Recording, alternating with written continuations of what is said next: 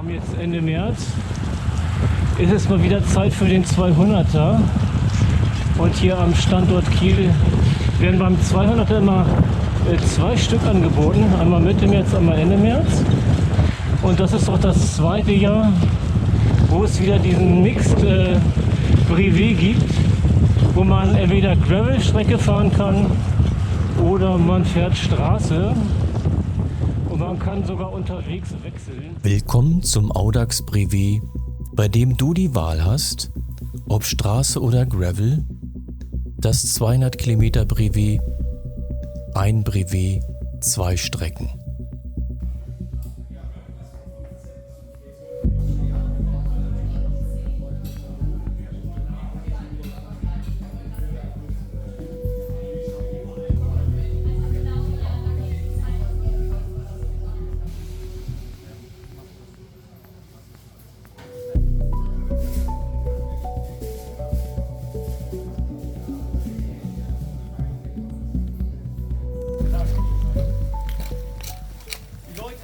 Fahren wollen, hatte ich auch in den Startunterlagen geschrieben. Da gibt es bei Kilometer 82 einen gefährlichen Single Trail. Da geht also Steilufer links runter. Dann macht man das Selfies an den Kontrollen, dass ihr da gewesen seid. Es reicht bei den Fotos, dass ihr einmal ein Selfie von euch selbst macht, dass ihr euer Gesicht zuordnen kann und einmal euer Rad fotografiert, dass ich eben auch das Rad sehe. Aber ihr müsst jetzt nicht da irgendwie zum Selfies machen, das finde ich auch langweilig. So viel Mühe gemacht, das ist alles. Ja, genau. Habe ich alles umgeguckt jetzt, den ganzen Tag. Die Rückfallposition.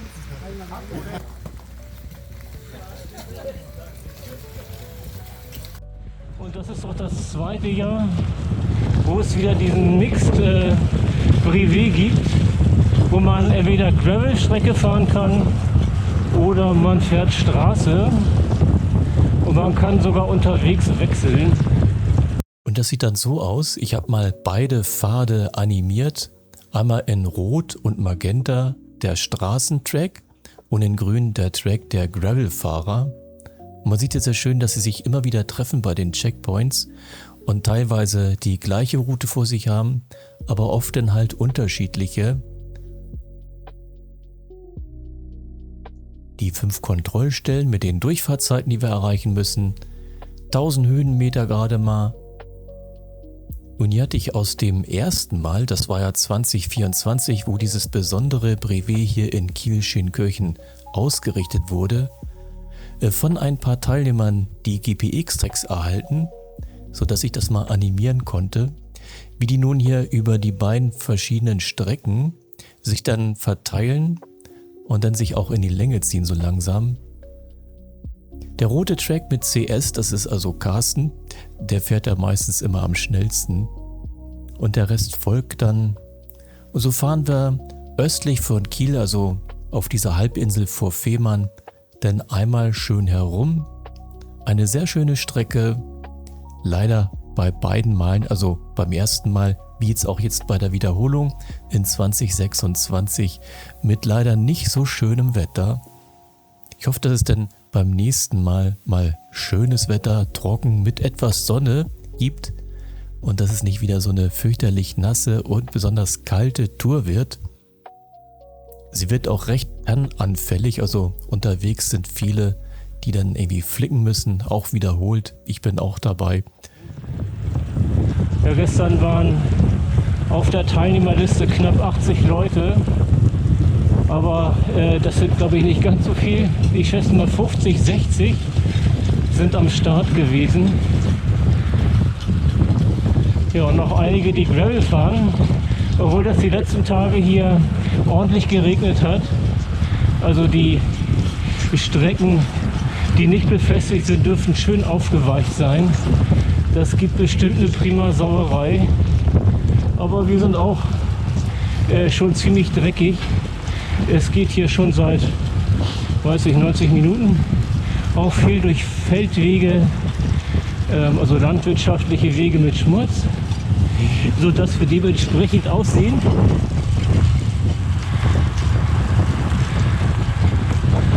und 4 Grad haben wir heute Morgen.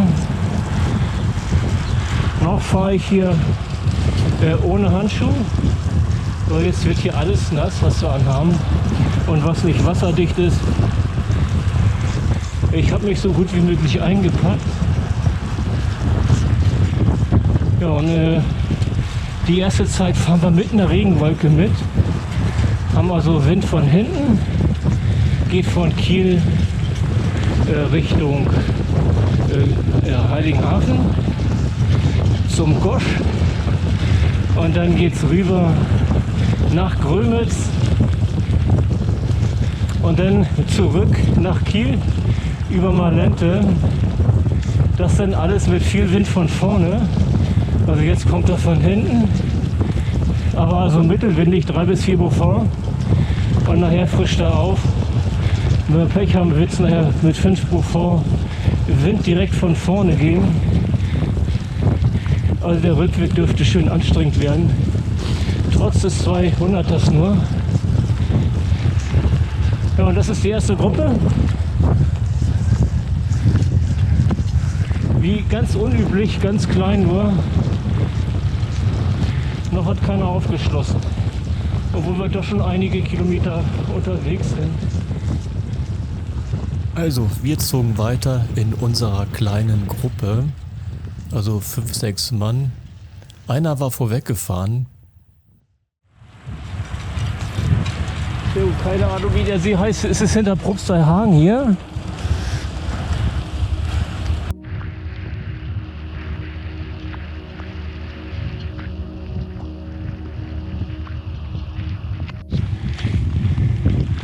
So, einmal falsch abgebogen. Und die Gruppe ist auseinander.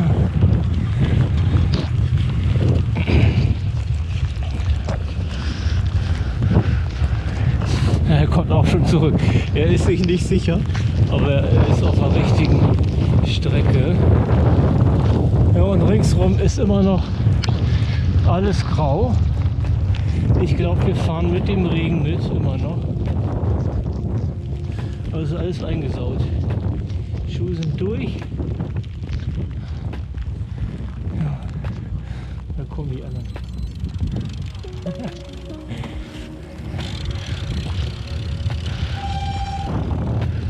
Ja. Also noch sind wir die Ersten.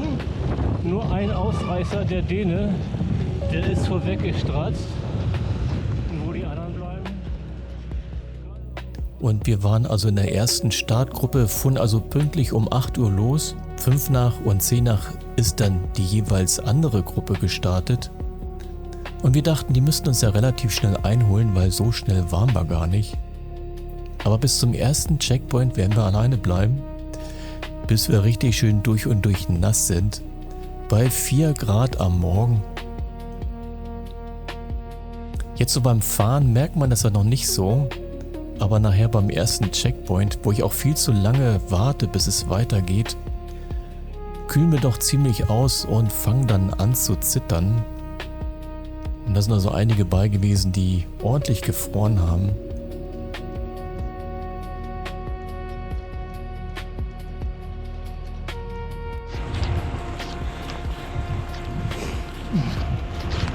Oh, das knirscht sogar zwischen den Zähnen. Der ganze Sand.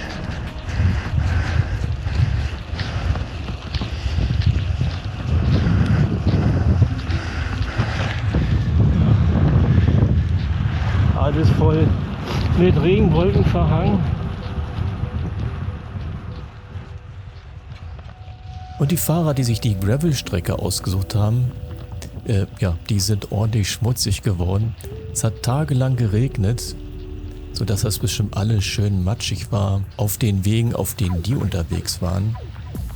Aber auch wir auf der Straße, wir sind nachher auf kleinen Nebenstraßen gefahren, wo also landwirtschaftliche Fahrzeuge langfuhren und ordentlich Dreck hinterließen, sodass also bei uns auch nachher wirklich alles sandig war. Bis einschließlich im Mund, wenn man mal ein bisschen was, also die Zähne zusammennahm, dann merkte man das ordentlich knirschen. Ja, Bremsen, überall war nachher der Sand drin in der Kette. Und es wird seinen Tribut zollen. Also es wird nachher sehr viele Leute geben, die wiederholt flicken müssen, weil die sich Löcher in ihre Reifen fahren.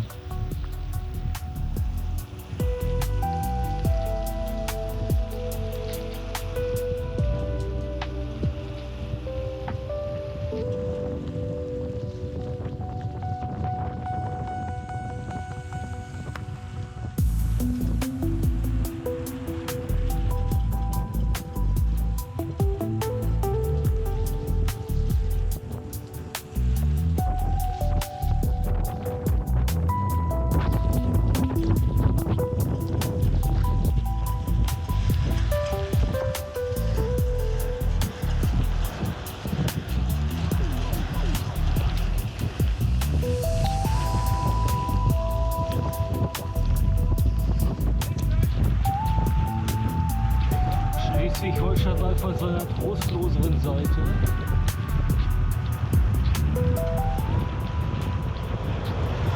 So, ui, Scheiße, ja. Das hier zu Wacht und der erste Stempel. Und da fiel mir gar nicht auf, dass wir da völlig falsch waren. Es gab also 2 Bäcker mit dem gleichen Namen, Backstuf. Da brauchten wir ein bisschen, bis wir mitbekamen, dass das da gar nicht funktionieren kann, weil wir ganz einfach beim falschen Bäcker waren. Wir bekamen also immer beim E-Brevet die Meldung, dass die Koordinaten nicht passen. Aber so schnell kam man gar nicht drauf. Dachten erst, dann hat vielleicht Carsten einen Fehler gemacht. So, es hat ein bisschen gedauert, bis wir gemerkt haben, dass wir hier falsch sind. Denn der heißt auch so, der Bäcker hier. Minstuf, da gibt es 2 von, hat sie uns gerade gesagt. Weil ich so fragte beim Stempel, da sah sie, dass die Straße da falsch war. Und wir gucken hier alle und wundern uns, dass das E-Brevet nicht funktioniert. Ist das jetzt auch richtig? Genau. Kontrolle Nummer 1 bei 48 Kilometern in Hohwacht. Also erstmal ein Stempel ins Brevieheft. Danke Ihnen.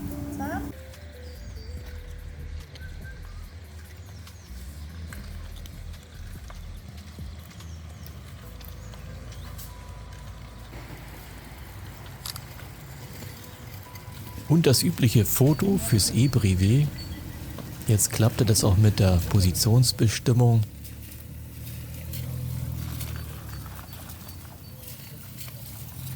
Und es war ein ständiges Kommen und Gehen. Also man sah, viele Leute waren wirklich allein unterwegs, also in kleinen Gruppen oder wirklich allein. Also 2 Stunden haben wir gebraucht für die 48 Kilometer.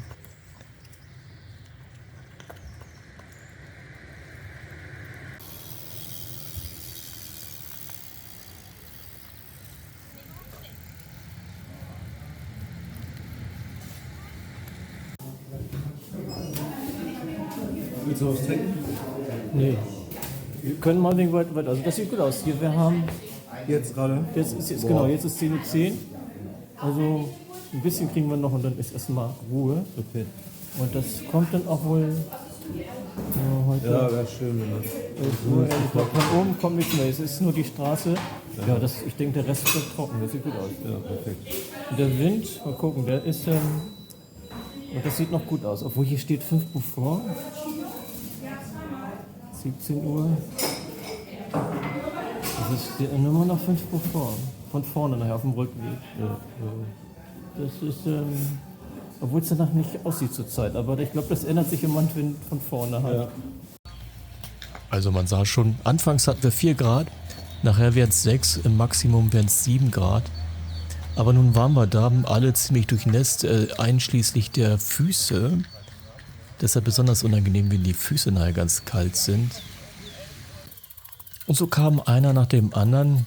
Einige setzten sich rein, frühstückten erstmal, wärmten sich da in der Bäckerei auf. Und ich mache hier definitiv einen Fehler, bleib einfach zu lange, friere dann ordentlich. Der sieht dann noch richtig sauber aus. Insgesamt 45 Minuten bleibe ich. Das sieht aus, als wenn er nicht, im Schlamm war. Aber hier sieht man das, also dir sieht man das auch auf dem Rücken klasse an. Ja.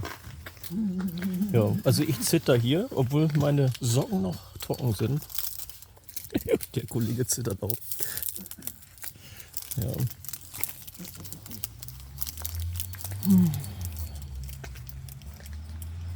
Aber ja, ab jetzt ist trocken. Ist zwar noch grau, aber da wird nicht mehr viel kommen von oben. Aber es ist alles nass, ne? Es wird auch nicht mehr trocken.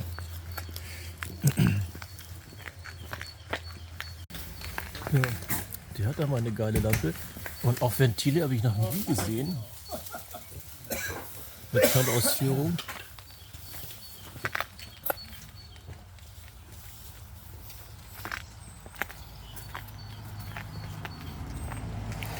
Ja, der sieht mir auch nach Gravel aus.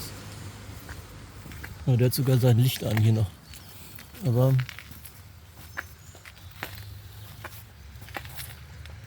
ja, also die Aufnahme wird ein bisschen wackeln, weil ich echt durch und durch zitter.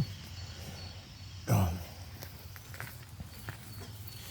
Und das sind auch Gravelbikes.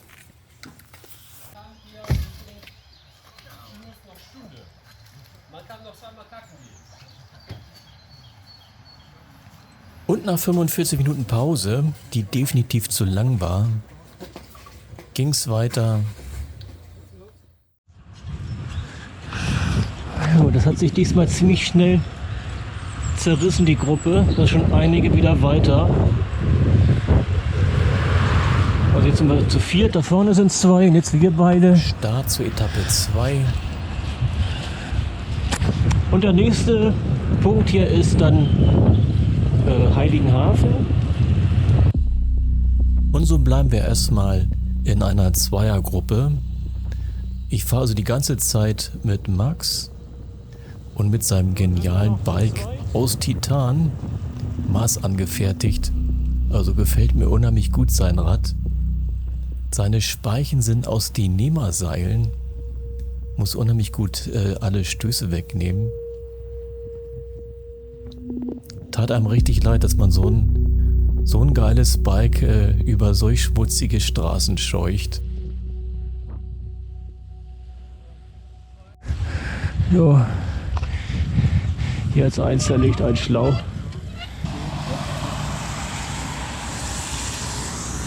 Ja, der zweite Platten für den Kollegen. Ja, sagt, er hat alles. Dann fahren wir nämlich weiter. Ja, wir werden viele von denen sehen. Ist auch richtiges Wetter für viele Platten mit den Platten anderen Jahren. bei nasser Straße. Da haften die kleinen Steine wunderbar am Mantel und picken dann langsam durch. Aber wir haben jetzt noch 15 Kilometer, denn zu zweit nach Heiligenhafen. Und dann geht es nach da drüben.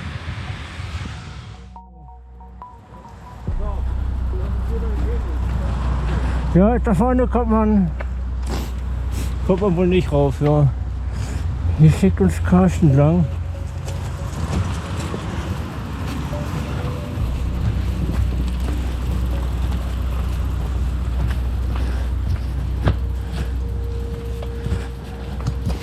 Aber ich glaube, das war auch beschrieben, irgendwo sehr schlechte Strecke.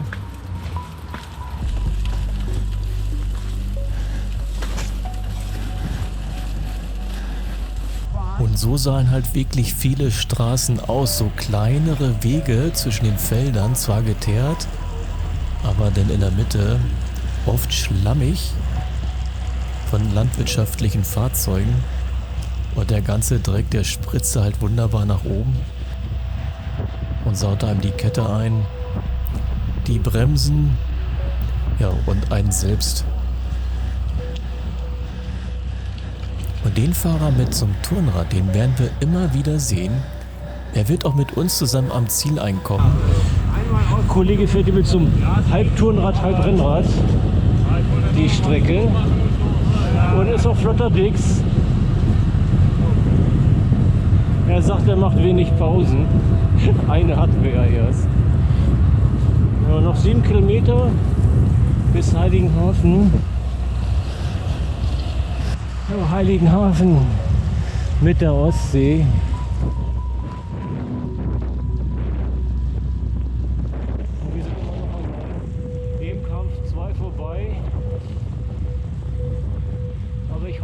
dass wir jetzt gleich bei Gosch diverse Fahrradfahrer treffen, die dann auch los wollen wieder. Und wir dann wieder eine große Gruppe bilden, also eine größere. Heiligenhafen. Mit der Ostsee. Hier geht es gleich runter den Berg. Und dann zum Hafen runter. Zum Gosch.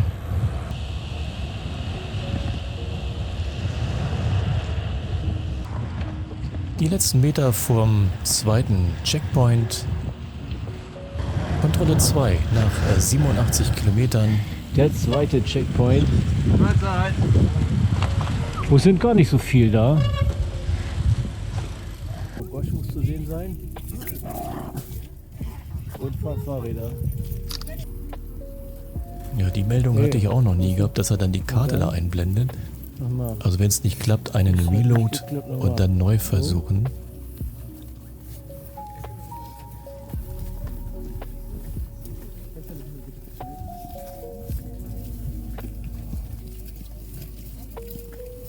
Dann noch den Stempel fürs Brevier, für die analoge Karte. Dankeschön. Und so sind wir dann 4 Stunden nach Start jetzt am zweiten Checkpoint. Da kommt noch mal ein Schauer durch.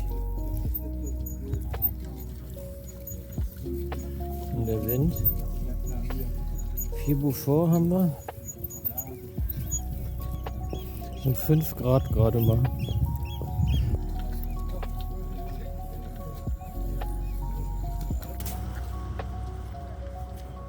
Ja, und so verweilten wir noch einen Augenblick hier in Heiligenhafen. Und dann ging es weiter. Und wie das weiterging, das seht ihr dann im zweiten Teil. Schönen Dank fürs Zuschauen.